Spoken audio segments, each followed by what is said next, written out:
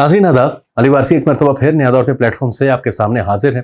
Donald Trump की मैं एक स्टेटमेंट पढ़ने जा रहा हूँ और आपको मैं फिर उर्दू में तर्जुमा करके साथ साथ सुनाता जाऊंगा। खौफनाक स्टेटमेंट है। उन्होंने कहा, so hard to believe that prime minister Modi still hasn't responded to my tweet statements और टैरिफ कंसर्न्स। सबसे पहले मुझे यकीन नहीं आ रहा कि प्राइम मिनिस्टर मोदी, जो कि इंडिया के प्राइम मिनिस्टर हैं, उन्होंने मेरी ट्वीट्स और स्टेटमेंट्स के बारे में अभी तक कोई जवाब नहीं दिया। और जो मैंने टैरिफ के हवाले से बात की थी, we gave India so much, great deals, defence support, big crowds and yet total silence. हमने इंडिया के लिए इतना कुछ किया, उनको ट्रेड डील्स दिए हैं, उनको हमने पैसे दिए हैं, उनको हमने जहाज दिए हैं, उनको हमने असला दिया है, लेकिन उसके बावजूद वहां से मुकम्मल खामोशी है। Not even a thank you, उन्होंने थैंक यू भी नहीं किया। Don't forget, I am the one who got India and Pakistan to declare a ceasefire. याद रखिए कि मैंने इंडिया और पाकिस्तान के दरमियान सीज फायर करवाया। Nobody else could do that, कोई और ये कर नहीं सकता था। Many people said I should have gotten the Nobel prize for it. बहुत लोगों का तो कहना था कि मुझे इस पर नोबेल प्राइज मिलना चाहिए। India continues to benefit while American workers suffer. India जो है वो मुसलसल बेनिफिट कर रहे हैं इन चीजों से, लेकिन अमेरिकन वर्कर्स जो है वो सफर कर रहे हैं। I have always liked Modi but this kind of disrespect will not be forgotten. मुझे हमेशा से मोदी जो है, मैंने उनको बहुत पसंद किया है, लेकिन इस किस्म की बेइज्जती को मैं कभी भूलूंगा नहीं। Bad for business, bad for friendship, America first, ये सब कुछ उन्होंने कहा ही नहीं है। ये एक फेक न्यूज़ है जो कि पाकिस्तानी सोशल मीडिया पर सर्कुलेट कर रही है। डोनाल्ड ट्रंप ने ऐसी कोई बात नहीं की। उन्होंने जो कल बुरा भला कहा था इंडिया को, वो कहा था, लेकिन आज जो असल स्टेटमेंट है वो मैं आपको बता सकता हूं कि सेक्रेटरी खजाना की जानिब से अमेरिका के ये स्टेटमेंट जारी की गई है। स्कॉट बेसेंट इनका नाम है, जिसके अंदर उन्होंने इंडिया के बारे में ये कहा है कि इंडिया ने साबित किया है कि वो एक इंटरनेशनल कम्युनिटी का एक जिम्मेदार प्लेयर नहीं है। अब ये बात जो है वो कितने दहाइयों से इंडिया पाकिस्तान के बारे में पूरी दुनिया को बावर करवाने की कोशिश कर रहा था कि पाकिस्तान नहीं है, लेकिन अब हालात जो हैं वो उल्टे हो गए हैं। बल्कि पाकिस्तान के बारे में कभी किसी ने कहा नहीं। स्कॉट बेसेंट जो है वो अमेरिका का सेक्रेटरी खजाना है, वो इंडिया के बारे में उल्टा ही बात कर रहा है। क्यों कर रहा है? बिल्कुल गलत बात कर रहा है। वो कह रहे हैं कि इंडिया जो है वो रूस से तेल खरीदता है, दुनिया का तीसरा बड़ा मुल्क है जो रूस से तेल खरीदता है। और उन्होंने यूक्रेन के ऊपर जंग हो रही थी तो उस वक्त भी जो है वो इंडिया ने रूस से तेल खरीदना जारी रखा।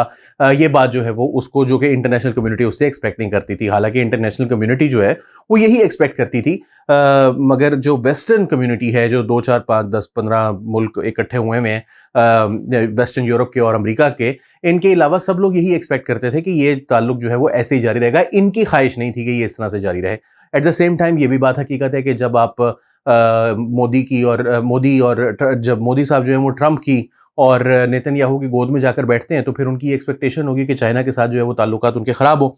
साथ साथ आपको ये भी बता दें कि पाकिस्तान के ऊपर जो टैरिफ्स हैं वो 19% है। बांग्लादेश के ऊपर, पाकिस्तान, दोनों के ऊपर टैरिफ्स जो है वो अमेरिका की जानिब से कम रखे गए हैं। जबकि इंडिया जो कि सपोजिडली अमेरिका का बहुत अच्छा दोस्त है, उसके ऊपर 25% टैरिफ जो है वो आयद किया गया है। और कोई ट्रेड डील अभी तक इंडिया और अमेरिका के दरमियान हो नहीं सकी है। जबकि ये भी बात फैक्ट है कि शायद ये हो भी नहीं सकेगी, क्योंकि उसके लिए मोदी को डोमेस्टिकली बहुत बड़ा जो है वो बलिदान देना पड़ेगा।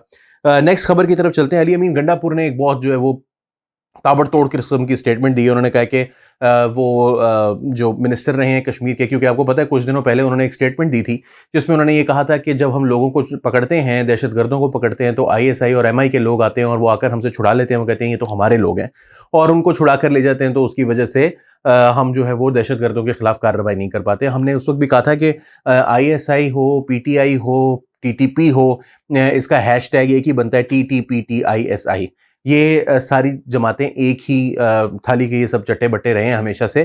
तो इस वक्त उनके कुछ आपस में जो ताल्लुकात हैं वो ठीक नहीं है। लेकिन पीटीआई और तालिबान के दरमियान TTPTI बरकरार है, PTISI बरकरार हो या ना हो।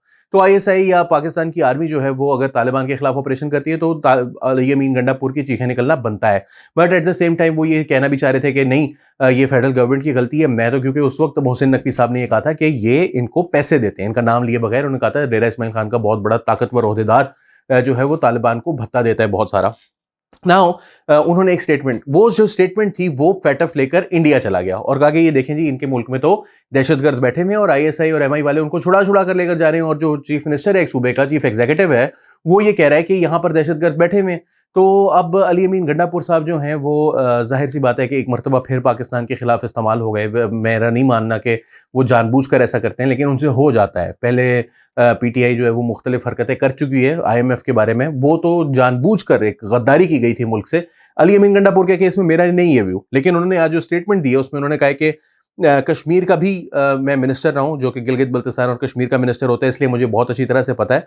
इंडिया जो है वो पाकिस्तान के अंदर मुसलसल पिछली कई दहाइयों से दहशतगर्दी करवा रहा है और मुसलसल दहशतगर्दी में मुलव्विस है। वो कहते हैं कि इंडियन कॉन्सुलेट्स अफगानिस्तान में 100 के करीब थी।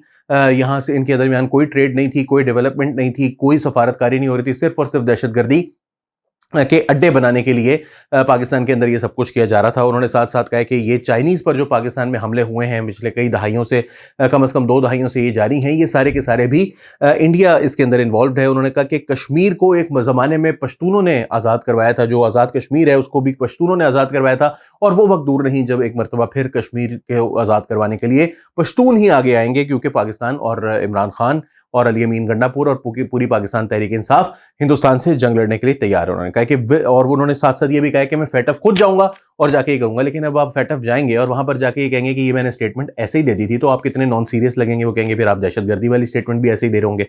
और अगर आप वहाँ पर जाए बगैर ये बात जो आपने सारी की है, इसके अंदर कहीं भी आपने ये डिनाई नहीं किया कि जो दहशतगर्द आप पकड़ते हैं उनको आईएसआई और एमआई वाले छुड़ा कर ले जाते हैं। अगर आप डिनाई करते हैं, आप कहते हैं कि मैंने वो गलत बात की थी, मुझे ये नहीं कहना चाहिए था, मैं झूठ बोल रहा था, या मेरी कोई पॉलिटिकल मजबूरी थी जिसकी वजह से मैंने कहा, या आप ये कहते कि नहीं वो गलती से मेरे मुंह से निकल गया था, मैंने ये नहीं कहना था, मेरा ये मतलब नहीं था, उसमें से किसी चीज को उन्होंने डिनाई नहीं किया। अभी भी वो कह रहे हैं कि गलत, आउट ऑफ कॉन्टेक्स्ट वगैरह वगैरह, लेकिन वो स्टेटमेंट सारी मौजूद है। सो ये जो बोंगियां मारने से पहले अगर पाकिस्तान तहरीक-ए-इंसाफ सोच लेना, तो बहुत कुछ जो है वो जिंदगी में, दुनिया में, हमारे लिए, पाकिस्तान के लिए बहुत कुछ आसानियां हो सकती हैं, इनके अपने लिए लेकिन ज्यादा आसानी हो जाएगी।